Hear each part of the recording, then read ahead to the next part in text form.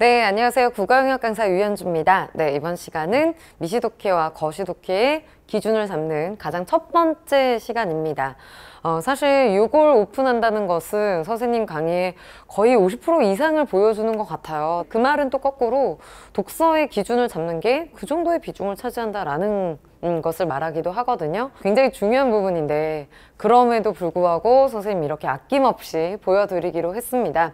어차피 여러분들에게 가장 좋은 강의와 그 다음에 가장 좋은 컨텐츠를 보여주는 게 선생님 목표이기 때문에 지금 이것저것 막 문제 풀면서 기준을 못 잡아서 그래서 시험장에서 막상 내가 시험장에서는 항상 내 맘대로 풀고 있다라고 하는 친구들이 있다면 지금 바로 주목해서 봐주세요. 선생님이 시험장에서 진짜 쓸 수 있는 방법들을 보여드리도록 하겠습니다. 지금 완전히 떨립니다. 자, 보시면 일단 그 전에 선생님 요 강의를 또 처음으로 보는 친구들이 있을 것 같아서 오늘 진짜 마지막으로 설명하도록 하겠습니다. 국어 전문가라고 했는데요. 왜냐면 올해로 오프라인 12년차 강의를 진행하고 있고요. 그 다음에 온라인은 8년 동안 강의를 진행을 했습니다. 현재는 이제 유튜버로 활동을 하고 있는데요. 물론 지금 현재도 대치동 현장에서 계속 강의하고 있고요. 많은 학생들에게 더 좋은 강의를 보여주고 싶어서 그래서 너무 많은 요청들을 받아서 이렇게 유튜브로 무료로 좀 보여주고 싶어서 강의를 진행하게 됐습니다. 그래서 지금 사실 굉장히 좀 설레기도 하고요. 너무 내가 생각하기에는 너무 좋은 강의야. 그래서 여러분들이 정말 다 보셔서 체화하셨으면 좋겠고 그래서 더 이상 유평과 수능처럼 그렇게 똑같은 어려운 시험을 맞았어도 90점 이상 올라갈 수 있도록 선생님이 조금이라도 기여를 했으면 좋겠습니다. 한번 떨리는 마음으로 같이 한번 보도록 하죠. 자, 요거 엄청 중요해요. 지금 이거 필기 진짜 열심히 해 두셔야 됩니다. 근데 이게 뭐냐면요. 지금 뭐 미시독해와 거시독해의 기준이라고 했는데 일단 간단하게 좀 설명을 드릴게요. 먼저 꺽쇠기호가 있는데 그쵸? 여기. 일단 여러분들이 보니까 실제로 문제를 푸는 데 있어서 이렇게 하는 친구들이 되게 많아요. 지문이 있으면 이거를 그냥 쭉 읽어요. 쭉 읽는 거 좋은데 그리고 표시를 아무데나 합니다. 그래서 동그라미도 아무데나, 밑줄도 아무데나. 그래서 내가 왜 했는지도 모르고 그러면서 계속 문제 풀 때 왔다 갔다는 하는데 왔다 갔다 어디를 해야 될지를 몰라 하는 거예요. 왜냐면 자기가 어디를 표시했는지 모르니까. 이 정도면 다행이죠. 이렇게 체크하는 친구들도 많아요. 읽으면서 계속해서 마침표 나오는 부분마다 다 이렇게 표시를 해놨어요. 이러니까 본인도 어디가 중요한지 모르는 거예요. 그래서 시간을 더 많이 뺏기게 되고 6문제 세트면 15분이 넘어가게 된다고 하더라고요. 그 정도면 다른 문항을 푸는 데 있어서는 되게 크게 부담이 올 수밖에 없거든요. 정말 빨리 풀어야 돼서. 그래서 그렇다고 6문제를 싹 날리면 1등급 못 받으니까 아마 그 부분 때문에 계속 딜레마인 친구들이 되게 많았을 텐데 이런 친구들이 있는가 반면에 또 이런 친구도 있어요. 그냥 이게 끝이에요.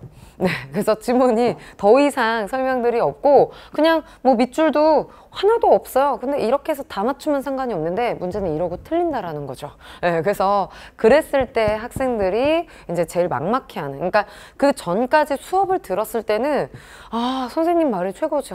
저렇게 하는 거였구나. 분석은 이렇게 하는 거고 그렇네. 이 유형이 몇 년도 몇 월 문제랑 되게 비슷비슷하구나 라는 것들을 다 알아요. 다 아는데 나는 시험장에서 그걸 못 쓰고 있는 거야. 왜냐하면 시험장에서는 지문을 딱 맞닥뜨렸을 때 이게 몇 년도 몇 월 문제인지 그게 필요 없거든요. 그죠? 그러다 보니까 실제로 많은 학생들이 자책을 하는 경우들이 되게 많아요. 선생님은 되게 잘 가르쳐줬는데 내가 못한 거다. 내가 못 따라한 거다. 그리고 지금 끝나고 나서 다시 수업을 들어봐도 와, 선생님은 너무 잘해.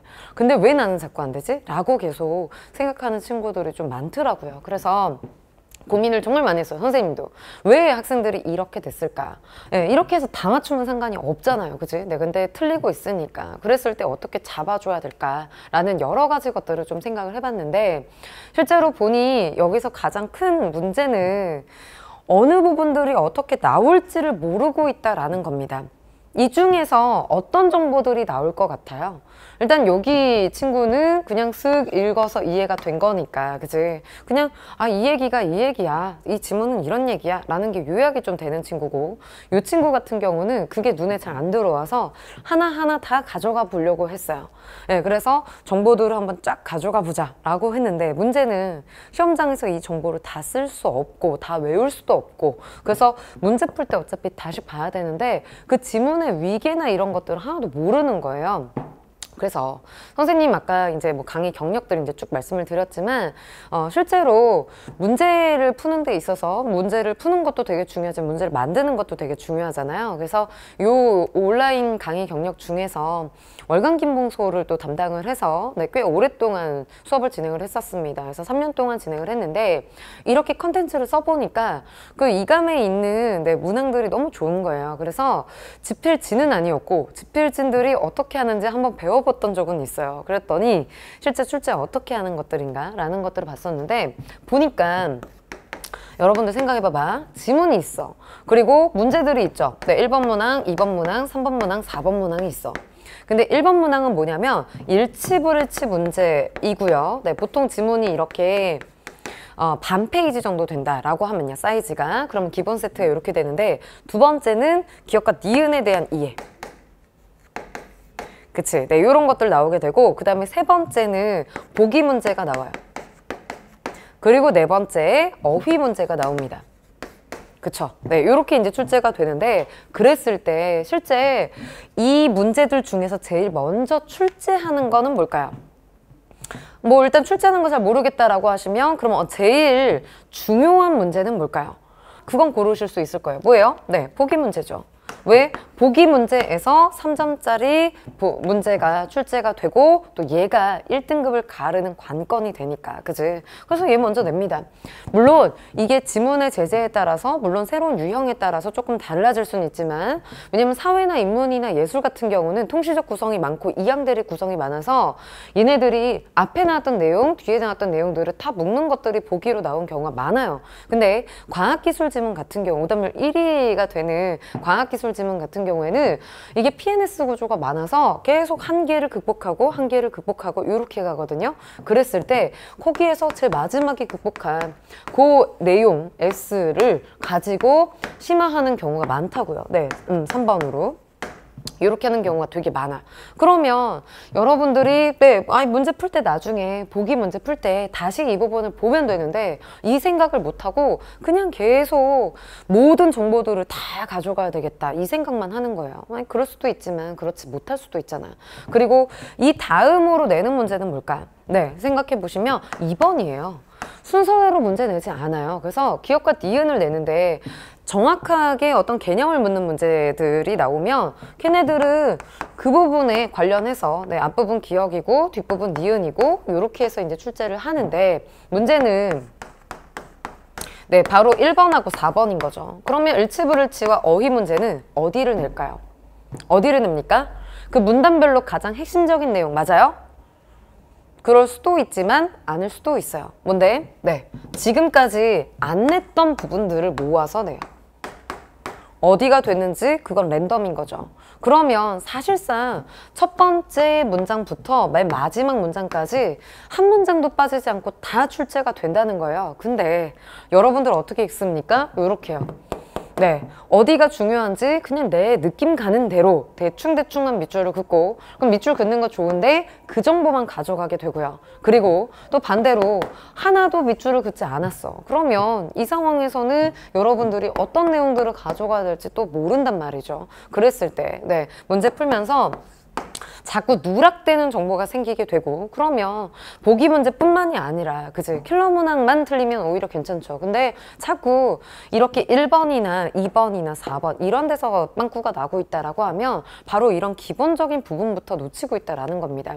우리가 모든 문제들을 다 맞춰서 100점이 나와서 1등급을 맞는 것도 매우 중요한 일이지만 사실상 그 한 문제 이번에 네 6평에서는요 네 오답률 1위 문제는 오답률이 88%가 됐어요. 작년 수능도요. 네, 실제로 오답률 1위 문제 같은 경우는 80%가 넘었단 말이죠. 그럼 이렇게 실제로 현장에서 제대로 풀어낸 학생들은 10% 미만인 그런 문항들까지 여러분들이 시험장에서 막 가져갈 필요가 있는가라는 거죠.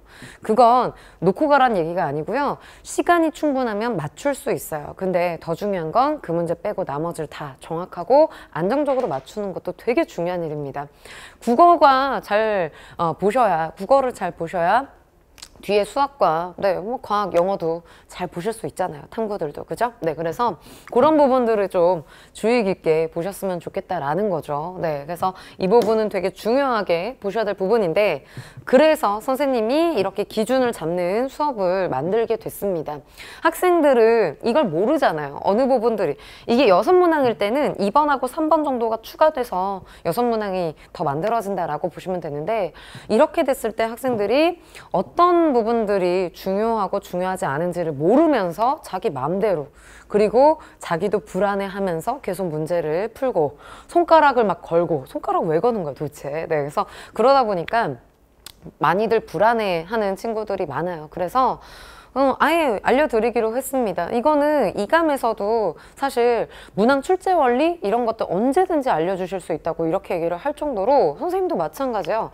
이렇게 문항이 구성이 되니까 제발 이런 것들을 정보를 알고 갔으면 좋겠다라는 거죠. 그래서 점점 더 많이 말씀을 드릴 거고 일단 가장 기본적인 스텝 1을 보여드리기로 한 겁니다. 그래서 요거는요, 네, 아마 선생님 수업을 듣지 않는 친구들 그리고 앞으로 듣지 못하는 막 제주도 네, 뭐 부산에서 울산에서 정말 많은 데서 연락 많이 오거든요. 그런 친구들한테 마지막 날 수능 날까지 가는 데 있어서 정말 좋은 기준이 되리라고 생각합니다. 그래서 잘 한번 따라와 보세요. 알겠죠? 네, 그래서 여기 하나하나 차근차근 좀 설명해 드리도록 하겠습니다. 네.